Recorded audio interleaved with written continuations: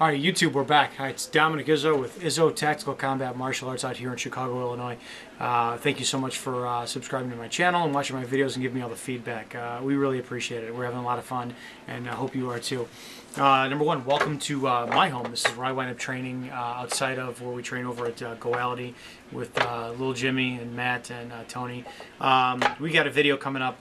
We're going to sit down with some of the people who were at the Jin Young, the China Boxer seminar. We had a great time. We're going to give you the feedback as far as what went on the seminar. I'm going to put a little disclaimer here personally. I'm not going to release too much of the footage from the seminar. I don't think it's fair that these guys came in and they paid money to have Jin come in, and then I put it out and distribute it for free for everyone else.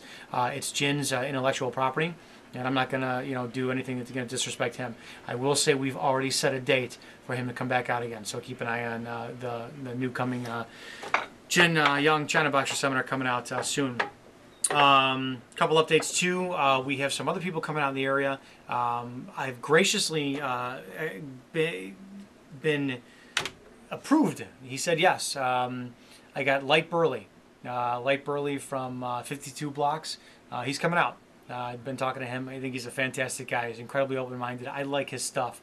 So if you know what 52 Blocks Martial Arts House is, he's coming out to Chicago. We're talking back and forth, and he agreed to do it. So we're going to come out here and have him host a seminar as well.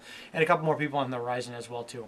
So I'm standing in front of the wooden dummy, and I want to do a very short video on what the wooden dummy is and what it is not.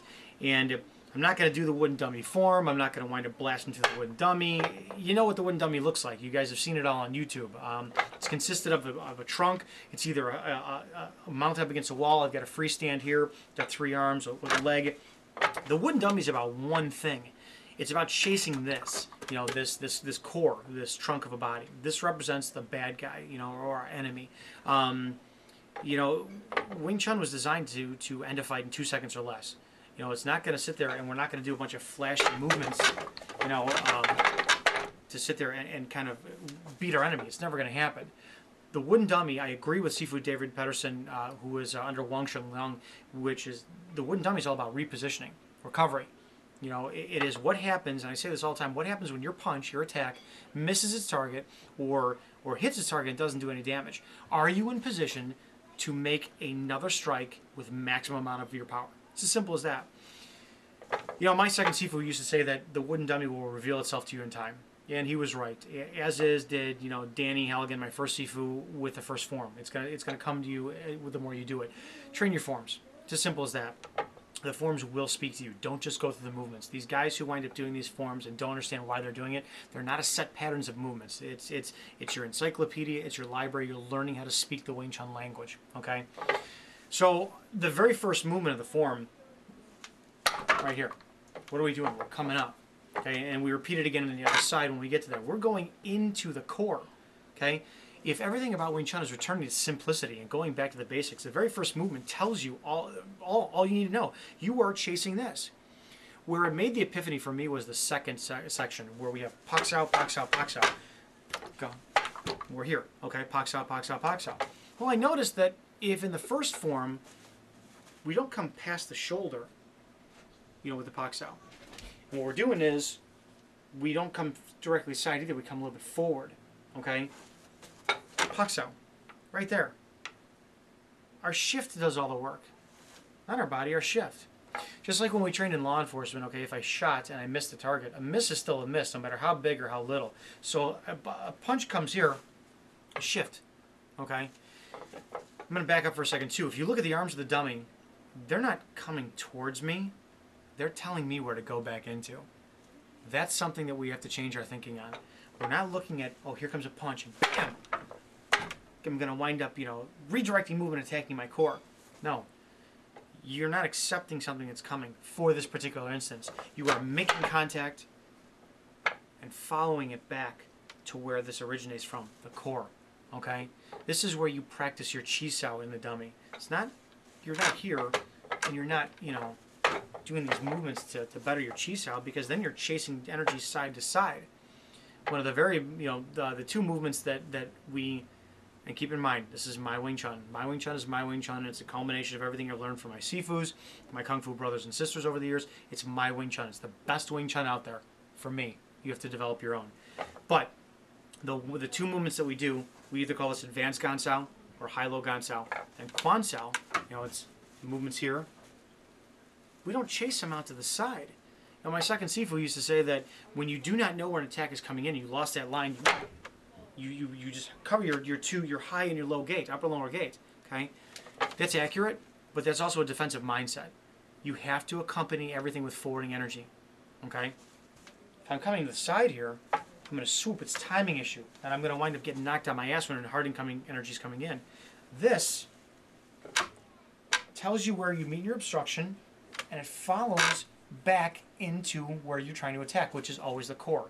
So every one of your movements in the dummy, your footwork, your handwork, everything, Pak Sao, your Bong Sao, your Bong Sao. Look at my Bong Sao here. My Bong Sao is telling me where to snake, because Wing Chun, snake and a crane, snaking my way back to the core, so I have good position.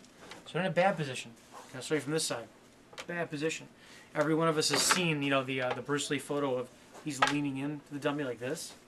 It's a bad position, And if you look at the dummy too, it's got springy energy. Well, where do you think he developed that 1-inch punch? It's from Wing Chun. This was meant to develop that inch power. It's supposed to have a little bit of give, okay, to develop the inch power. So, just different ideas when you're training your dummy. There's no need to train at lightning speed. The slower you go, the faster you will become based on muscle memory. There's no need to whack the living shit out of it with your arms either. Will it wind up calcifying your arms? I'm sure by default it will. Okay, look at Thai boxers. Those guys have bars of steel in their shins, and they're going to break your leg if they wind up kicking you anyways.